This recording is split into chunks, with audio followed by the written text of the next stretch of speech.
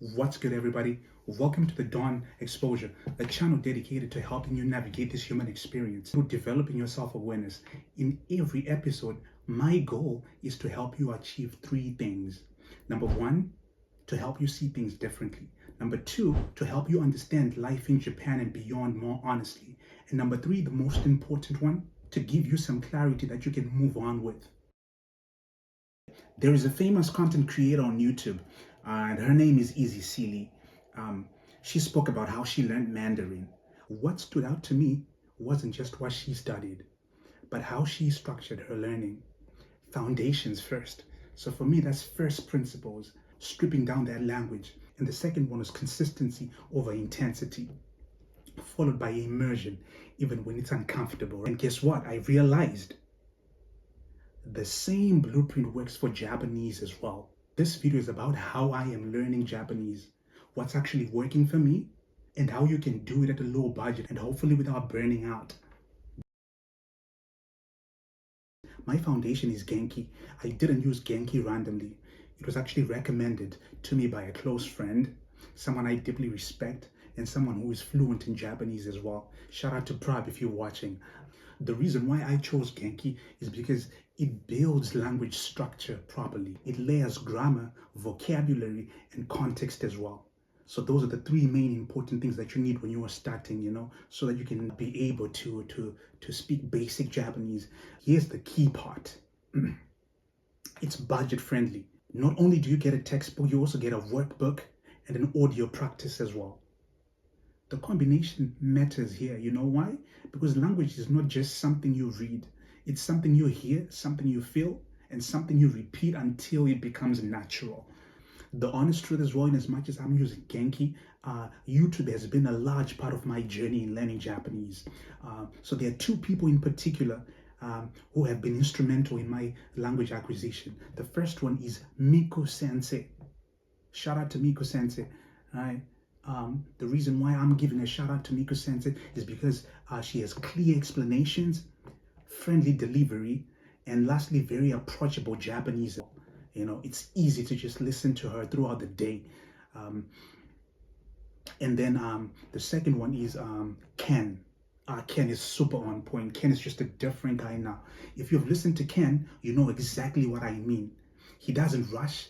His cadence is smooth, almost jazzy. For Ken, it's as if he's in the studio, man. You enjoy listening to him throughout the day. The reason why Ken moves like this is because he's intentional in how he speaks to his audience. And there is rhythm as well in how he does that. For me, that's what matters.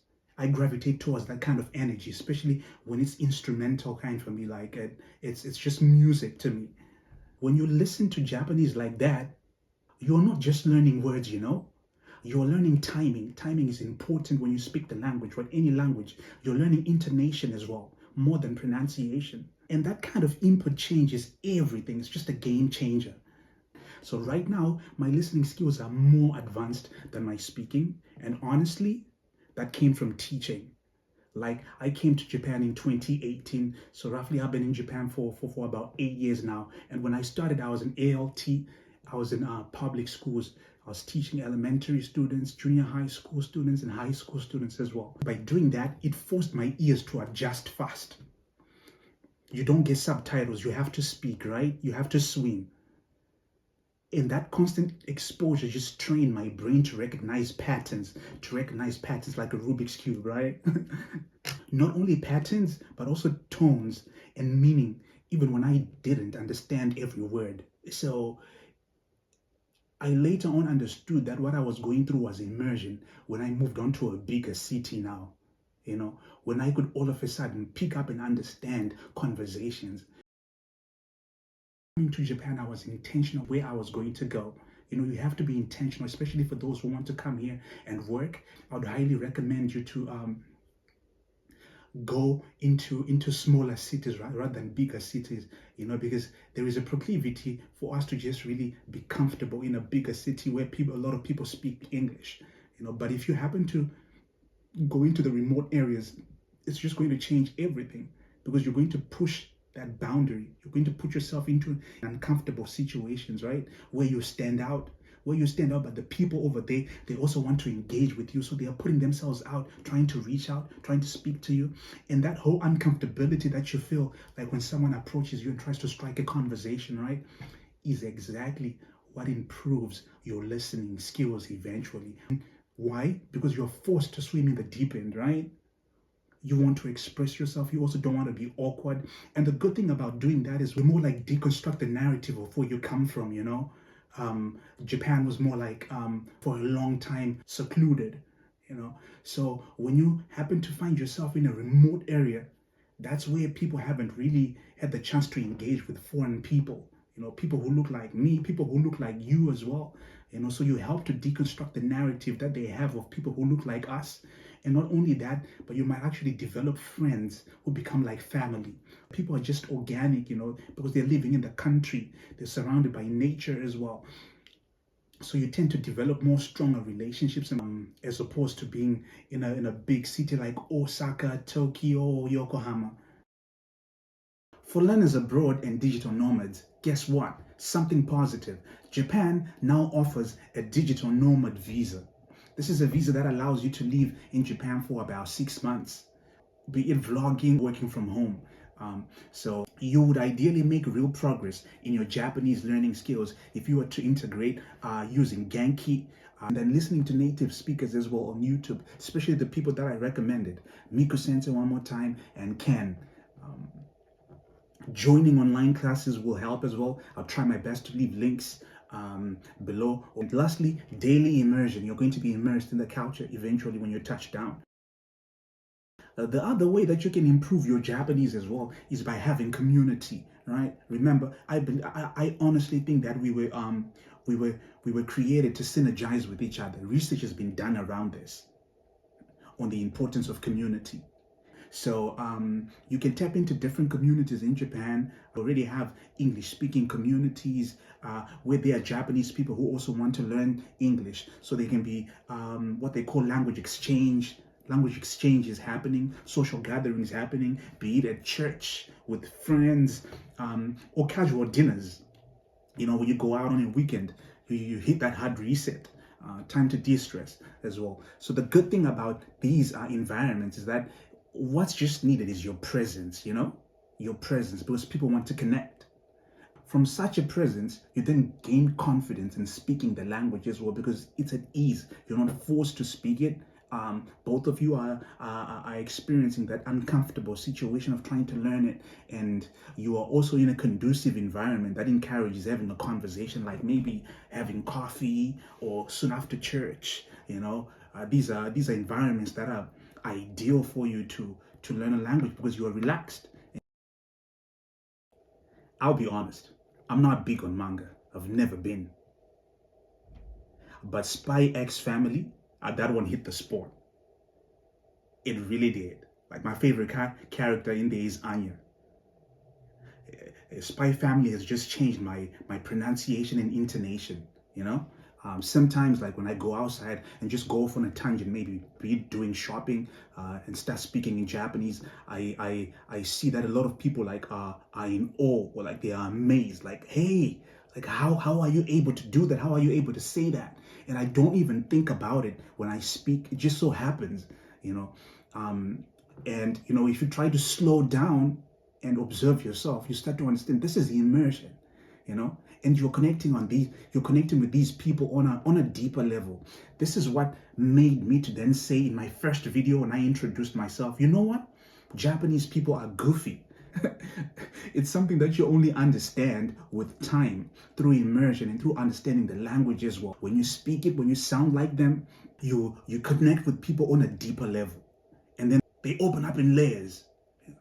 And that's how they start to be goofy around you as well. And you're like, wait a minute, like when I came, things were not like this. So those are the joys of learning a language as well. And anime has helped me to see that side of Japanese people, you know. So I highly recommend Spy X Family. That's my favorite manga. And then lastly, I know, like, all of us will probably be like, hey, I'm all grown up. Like, why learn another language? You cannot teach an old dog new tricks, right? That's what a lot of people say. But first and foremost, scientifically, it's healthy for your brain, your cognitive abilities. Learning a language, it's like when you learn a new language, your brain is in a mental gym. You're lifting weights. Your brain is lifting weights. You're expanding your brain. So when you expand your brain, you expand your longevity as well. You expand your thinking process. Who doesn't want to be able to do that? When you think faster, you are able to communicate effectively as well. You're able to get into a room and quickly observe and know how to move within that room as well. It's like you become like a mentalist, to be honest. That's a powerful trait to have. I think for my viewers, the type of viewers who watch this content, who are all about perspective, experience, and clarity, and being able to communicate, observing a room and knowing how to move in a room will take you to places, knowing how to navigate in a room, it will take you to places. So I think it's important as well. So this is off of a video that I also watched from the Diary of a CEO. This is someone who actually inspires me as well, Steven. He was interviewing this guy. What's his name? Oh man, I'm about to forget his name. Oz, his mentalist. Off of watching a series called The Mentalist, I never really thought that these people were actually out there doing the type of work that they do, like it's to the point of clairvoyance, but it's not. The ability of observing people and knowing patterns, it comes off of that. And it comes off of learning a language as well, because you're forced to really sit down and observe someone as they say a word, or observe children if you're around them as they speak and try to convince you to play with them or to play along, so it improves your observation skills. On a human level, learning a language is just about communication. It teaches you patience, humility, empathy, and discipline as well. These are traits that you need in order to be successful. And I believe these 4 pillars, they touch on relationships, relationships at work, relationships in your family, relationships in general. Fall 7 times, get up 8. Learning a language is exactly like that, right? You stumble when you're trying to figure out what's the language structure, or when you fail to pronounce a word the way it's supposed to be pronounced. So language is exactly like that. You stumble, you misunderstand, you feel awkward, you misunderstand because culture can be totally different, right? You feel awkward, and then you get back up again and again and again, right? If you stay consistent, you stay humble, you continue listening, the language will eventually meet you halfway, and then you find yourself, wow, I'm already communicating in this language, right? And that's just going to make life more easy.